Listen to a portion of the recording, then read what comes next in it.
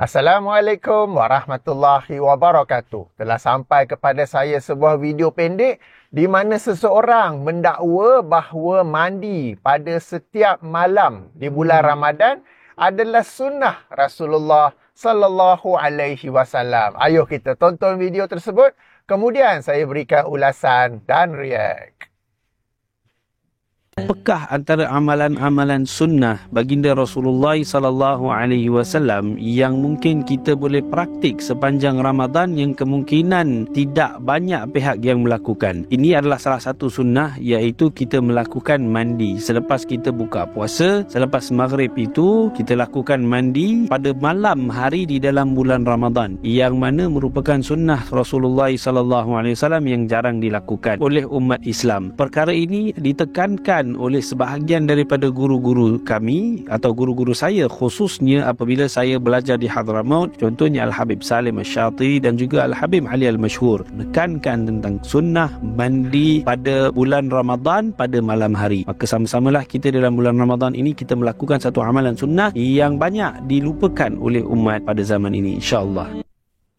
Baiklah, kita sudah pun menontonnya. Okey, para penonton yang dirahmati Allah, kalau ingat video saya sebelum ini yang berjudul Butter campur kurma ialah sunnah. Yang ini saya ulas atau react kepada apa yang sedang panas pada Ramadan kali ini, iaitu makan kurma yang ada butter dalam, ialah sunnah Rasulullah SAW.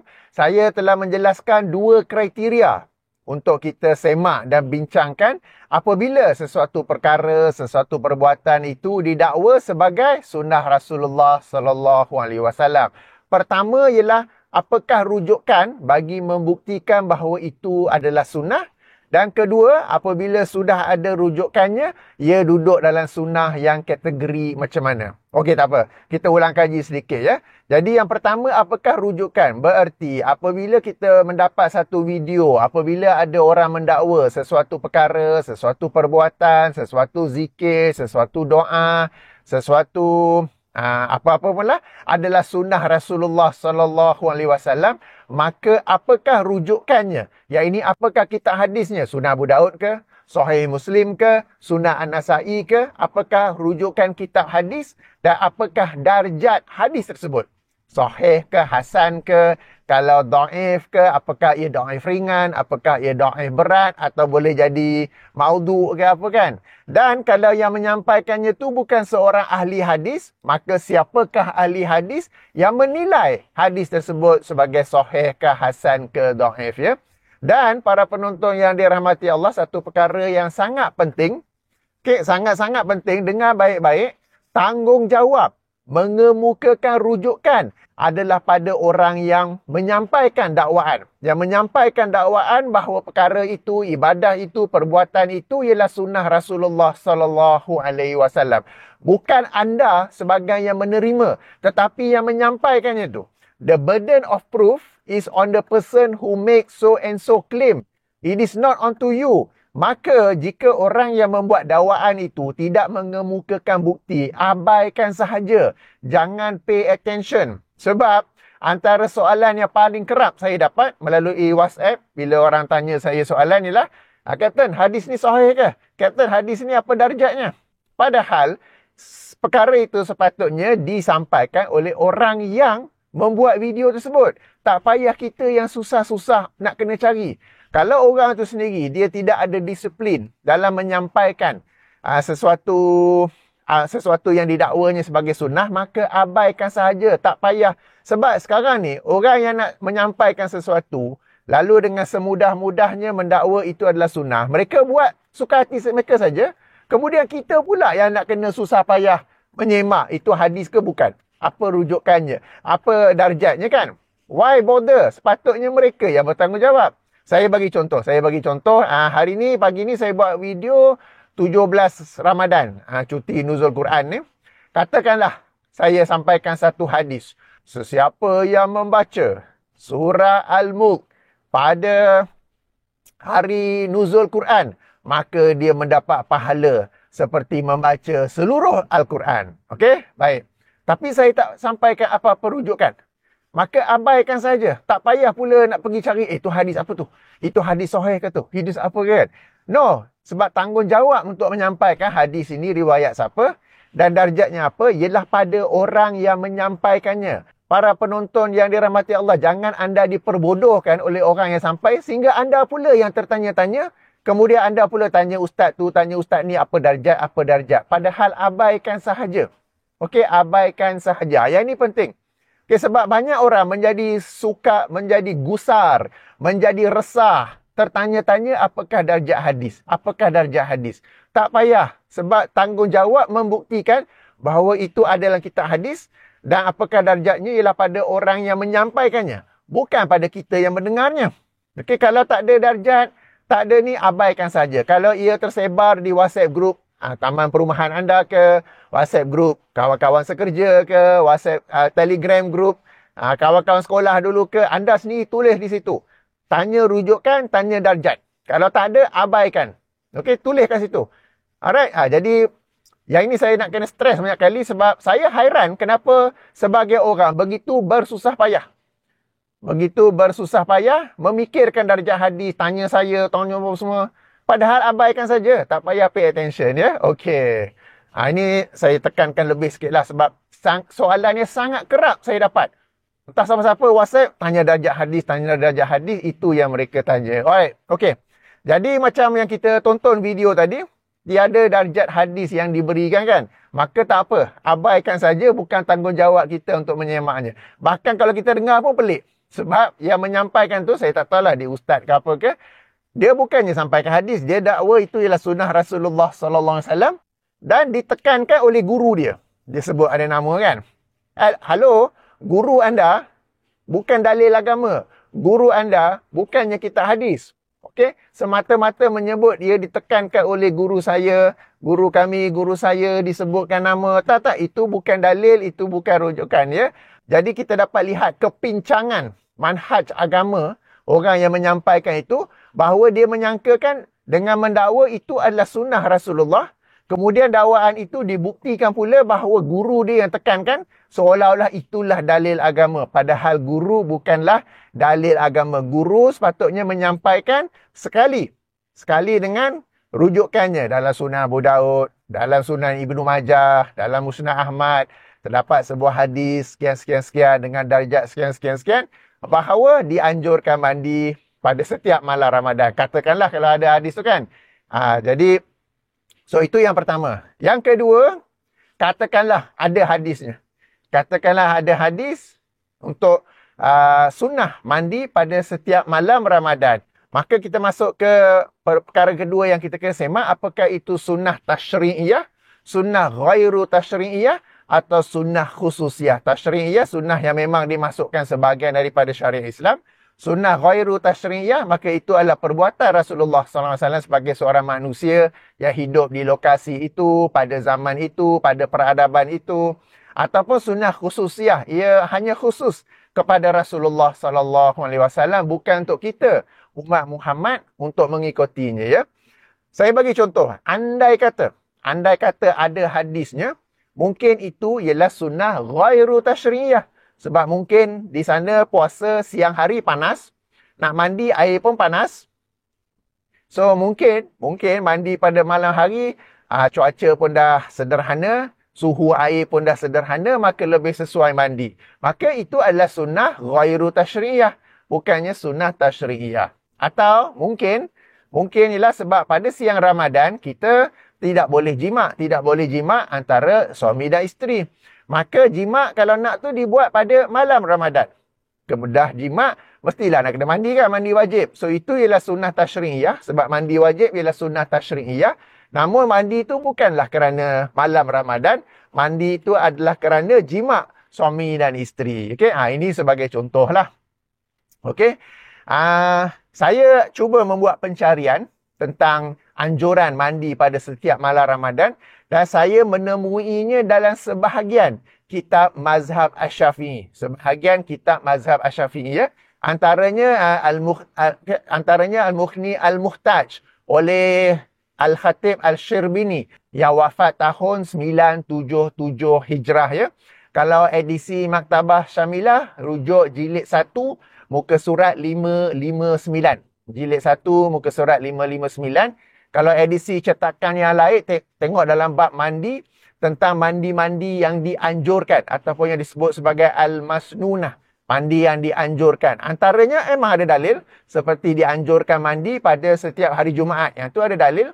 Tapi kemudian dikemukakan juga pendapat-pendapat yang menganjurkan mandi. Antaranya ialah mandi pada malam Jumaat. Mandi pada malam Ramadan. Setiap malam Ramadan. Ya. Tetapi tidak ada dalil yang dikemukakan. Jadi dalam kitab Mukhdi Al-Mukhtaj ada dan beberapa kitab lain pun ada dalam kitab fiqh mazhab Asy-Syafi'i. Cuma tidak ada dalil yang dikemukakan. Maka AADK bukanlah dalil agama. AADK itu apa? AADK itu asalkan ada dalam kitab. Maknanya kita menghormati para ulama, kita simak kitab mereka, tetapi kalau mereka mengemukakan satu pendapat, tidak ada dalilnya, ataupun dalilnya lemah, maka ia bukanlah dalil agama. Ia bukanlah hujah agama. Jadi AADK, asal ada dalam kitab, bukanlah hujah agama. Dan di sini kita dapat lihat jauhnya. Sebab yang kita tonton video tadi, dia dakwa sunnah Rasulullah SAW. Padahal dalam kitab-kitab tu tidak pula, pengarangnya tak pula sebut itu adalah sunnah Rasulullah SAW. Hanya disebut sebagai dianjurkan mandi pada setiap malam Ramadan. Okey? Jadi ada dalam kitab tu sendiri tidak menyandarkannya kepada Rasulullah SAW. Ini sekadar beberapa yang sempat saya semak lah. Okey? Baik. Perkara ketiga yang saya nak ulas ialah dalam hal agama ni, sebahagian orang kriteria dia bahawa apa yang disampaikan oleh penyampai adalah benar ialah pakaiannya. Ada serban, pakai ada selendang, apa kan. Kemudian apa? Muka cerah, muka berseri cerah. Kemudian ada guru, sebab video tadi dia cakap kan, guru dia cakap kan. Kemudian mungkin ada sijil. Kemudian belajar di mana-mana, tadi disebutkan guru dia yang dia belajar dekat mana kan. Para penonton yang dirahmati Allah, semua itu bukanlah kriteria betul ataupun tidak agama yang disampaikan. Bukankah sekian banyak video yang saya react? Ustaz-ustaz yang saya react tu, bukankah mereka tu sendiri yang belajar agama, yang ada sijil, yang ada guru, yang belajar di pelbagai lokasi apa semua. Tapi itu bukanlah ukuran kebenaran. Macam tadi pun kan kita tengok video tu, dia spesifik dakwa guru disebut. Sekarang ni kalau betul guru disebut macam tu, apakah gurunya telah menyandar kepada Rasulullah SAW apa yang tak ada hadisnya? Kan? Ataupun macam mana apa yang ada dalam kitab mazhab Syafi'i, sekadar anjuran mandi itu telah berevolusi menjadi sunnah Rasulullah SAW, padahal dalam kitab tu pun tak sebut itu adalah sunnah. Okay. Jadi jangan tertipu, jangan terperdaya dengan orang yang ada guru, yang ada sijil, yang ada belajar di lokasi sekian. Itu semua bukanlah penentu sahih ataupun tidak. Sahih atau tidak, kita tengok apa bukti yang dikemukakan. Kalau macam video yang kita tonton tu, orang yang bercakap itulah sunnah Rasulullah, kemudian dia sendiri tunjuk. Sebab bila dia buat video, dia ada kemudahan untuk menunjukkan bukti dalam video. Kalau sepatutnya para penceramah agama ni, dia orang punya standard kena up. When you want to claim something, show the proof. Okay? Jadi macam saya buat video, alhamdulillah saya tunjuk bukti, saya tunjuk tangkap layar hadis, kitab ke apa ke. Di sini saya tak tunjuk lah, sebab memang tak ada hadis dalam tu kan. So kriteria untuk tu ialah kemukakan bukti. Macam saya teringat ada satu video, adalah dua budak muda tu yang nak react pada video saya, dia claim ada tu ada ni, tapi dia sendiri tak tunjuk bukti. Padahal dia sendiri tengah buat video, tunjuklah bukti tersebut kan. Sekadar perkataan anda itu bukanlah bukti. Jadi para penonton yang dirahmati Allah sekalian, kita mesti up nilai. Kalau para agamawan kita tidak mahu up standard mereka, main cakap macam tu je, kita janganlah follow dia orang standard. Kita janganlah merendahkan standard kita dengan mengikuti standard mereka yang sekadar cakap saja. Kita mesti standard yang up. Kemudian kita nampak orang-orang macam ni reject terus. Sebab time is limited. Saya dan anda satu hari ada 24 jam. Satu bulan ada 30 hari, satu tahun ada 365 hari.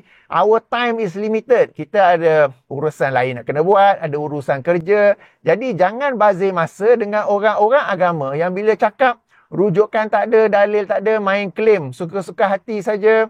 Kita fokus kepada para agamawan yang bertanggungjawab dalam apa yang disampaikannya, dikemukakan rujukan secara jelas.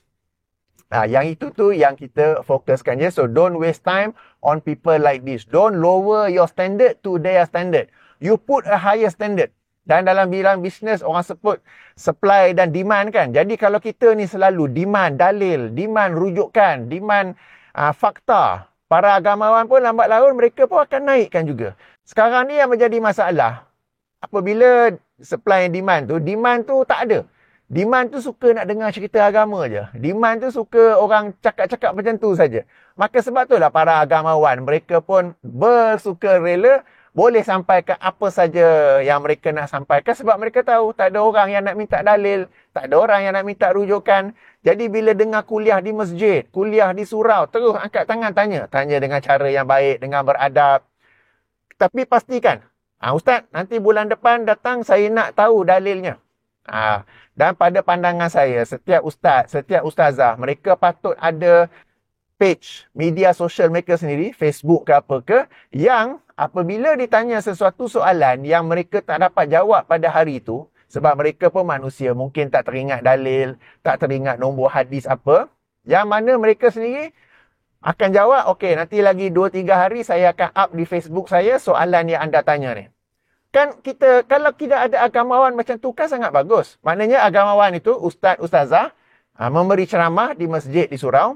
Kita tanya soalan. Ustaz, yang ustaz sampaikan tahu tadi tu boleh saya tahu dalilnya? Boleh saya tahu rujukannya?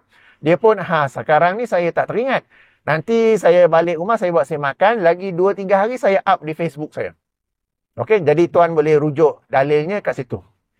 How nice, isn't it? Sekarang ni kita tanya dalil pun kena marah. Kalau kita tanya dalil, dia kata, okey nanti ustaz semak. Lepas tu tak return balik, tak bagi pun jawapannya tu. How nice kalau agamawan ni bersikap amanah, bersikap tanggungjawab. Yang bila kita tanya, kita kata maklum sebagai manusia biasa, tak teringat dalil, tak teringat nombor hadis, tak teringat siapa yang berkata sedemikian. Okey, tak apa. Kita bagi 2-3 hari, boleh up di Facebook sendiri. Bahawa saya menerima soalan sekian-sekian dalam kuliah lepas di masjid yang lepas, maka jawapannya, maka dalilnya, maka rujukannya ialah sekian-sekian-sekian. Boleh saja kalau mereka ni orang yang amanah, orang yang ilmiah, lagi bertanggungjawab dalam apa yang mereka sampaikan. Baik, demikianlah ulasannya. Jadi, para penonton yang dirahmati Allah, isu nak mandi pada malam, setiap malam Ramadan tu macam secondary. Primary tu ialah standard ilmu tu. Standard kuliah-kuliah tu. Kalau dalam ni yang membuat video tu, he has all the opportunity. Dia ada semua peluang, kemudahan untuk tunjukkan bukti. Tapi tak ada, sekadar claim yang guru je yang bercakap sedemikian kan. So, dalam based on konsep supply dan demand, kita ni mesti selalu demand yang lebih baik daripada para agamawan supaya mereka sendiri dapat upkan lagi standard mereka. Kalau kita terima saja, forward, share saja, maka selagi itulah agamawan pun akan tetap pada level itu. Ini sebagai agamawan lah di sana. Alhamdulillah ada agamawan yang bertanggungjawab, yang ilmiah, yang bagus, maka kita bersama dengan mereka. Baiklah, demikian ulasan dan react saya. Saya tutupi dengan subhanakallahumma wa bihamdika asyhadu an la ilaha illa anta astaghfiruka wa atubu ilaika. Assalamualaikum warahmatullahi wabarakatuh.